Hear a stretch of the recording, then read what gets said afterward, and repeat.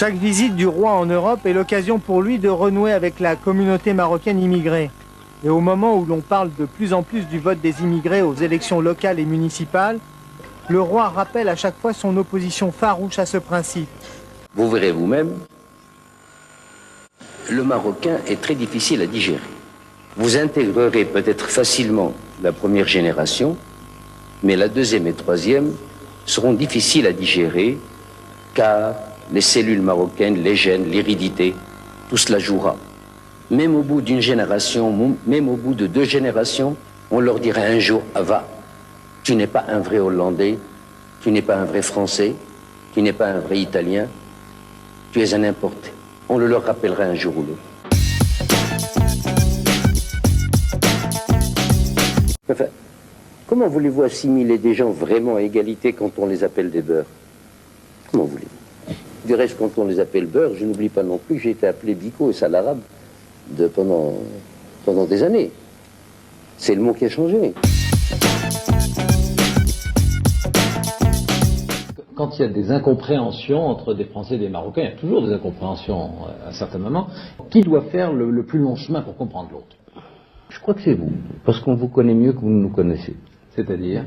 Vous n'êtes pas allé sur les bancs d'une école marocaine, tandis que nous sommes allés, non pas sur les bancs d'une école française, mais on a eu des professeurs français. Donc on connaît votre grammaire, on connaît votre langue, on connaît votre histoire, on connaît votre société. Vous ne connaissez rien.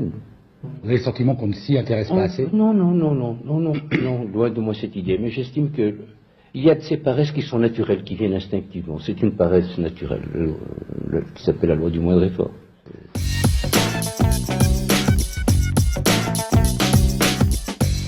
Comment allez-vous concevoir vos relations avec un pays voisin, l'Algérie, si l'intégrisme y sévit de manière plus sévère encore? Il y a le fondamentalisme et l'intégrisme. Je suis fondamentaliste. Les Marocains sont fondamentalistes. Les intégristes, c'est l'école de Khomeini. C'est différent. Nous sommes des fondamentalistes. Les Algériens, eux, sont des fondamentalistes. Qu'est-ce qui a fait penser qu'ils étaient intégristes? Bien parce que pendant 25 ans, particulièrement sous Ben Bella et Boumediene, ils ont été sevrés de la seule identité qu'ils gardaient encore après 130 années de colonisation, à savoir l'islam. Il n'y a pas eu d'enseignement religieux. Il n'y a pas eu d'université qui fasse apprendre l'arabe. On a supprimé toutes les associations des oulémas. Le fait qu'on ait laissé faire a créé un vide immédiatement qui est venu se remplir par la révolution agitatrice, démagogique, destructrice des intégristes. Mais je puis vous assurer que je connais les Algériens. Ce sont des gens religieux. Ils sont pratiquants. Ils ne demandent qu'à pratiquer dans le bon cadre.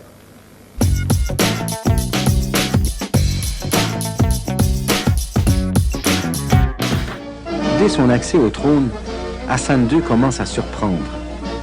Contrairement aux autres pays du tiers-monde, il instaure le multipartisme. Eux misent sur l'industrialisation rapide, lui donne la priorité au développement de l'agriculture. Eux optent pour l'économie planifiée, lui pour l'économie de marché. Et puis, alors que le tiers-monde penche vers Moscou, lui tourne le Maroc vers l'Occident, tout en restant un membre actif de la Ligue arabe. Vous savez, quand on a un très bon dossier, on ne se sauve jamais d'une rencontre ou d'un arbitre ou d'un arbitrage. Alors, voilà. L'Algérie réagit tout de même sévèrement à votre visite en France. Ils disent que vous êtes venu chercher à la fois des conseils et des armes pour poursuivre la lutte. Qu'est-ce que vous en pensez? Eh bien, l'homme sage est celui qui vient toujours chercher des conseils d'abord. Les armes, on en trouve partout. What will happen? Will they be attacked? If they attack the march, will you attack them? If they attack the march. If they attack the march, we will eat them. Le 10 juillet 1971, grandiose réception pour son anniversaire. Au moment où cette photo est prise, plus d'un millier de cadets de l'armée fait route vers le palais. C'est ce militaire, le général Medbourg, qui tente un coup d'État. Hassan II survit miraculeusement à cette tuerie qui se termine dans la confusion. Les funérailles des victimes du coup raté en préparent d'autres. Un an plus tard, la chasse marocaine, sous les ordres d'Oufkir, tentera d'abattre en vol l'avion du roi qui est de retour d'un voyage en France. Serait-il possible de rencontrer et d'interviewer les officiers rebelles actuellement arrêtés? Je dois vous répondre que, en principe, ces officiers auraient dû être passés immédiatement par les armes. Et je crains que vous n'ayez pas le temps de le faire, car je crains que demain soir, à cette heure-ci, ils ne soient exécutés après qu'ils nous aient donné les renseignements nécessaires. On a parlé de complot libyen. Interrogé à ce sujet hier soir sur notre antenne, vous avez à chaud répondu « La Libye, je m'en fous royalement ». Maintenez-vous maintenant que tout est fini, cette appréciation, et pourquoi? Je la maintiens encore plus royalement du fait que je suis encore plus roi aujourd'hui qu'hier.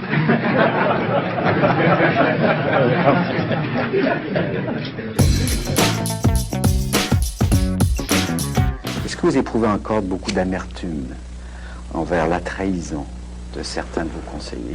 Nous avons essuyé 2 cyclones effroyables, 2 tornades, l'une après l'autre en moins d'1 an. Beaucoup de choses étaient un peu par terre, mais tout était propre. La pluie lave. Tous les mauvais arbres ont été enlevés. C'est comme si Dieu voulait faire la toilette de ce pays.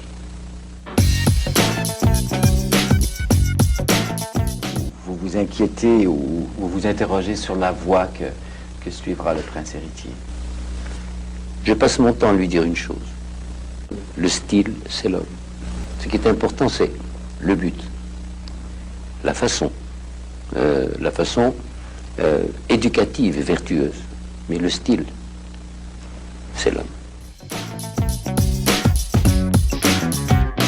Je vais vous raconter une histoire. C'est arrivé à un de nos présidents de la République qui collectionne les petites cuillères, qui chez le roi du Maroc a piqué une petite cuillère.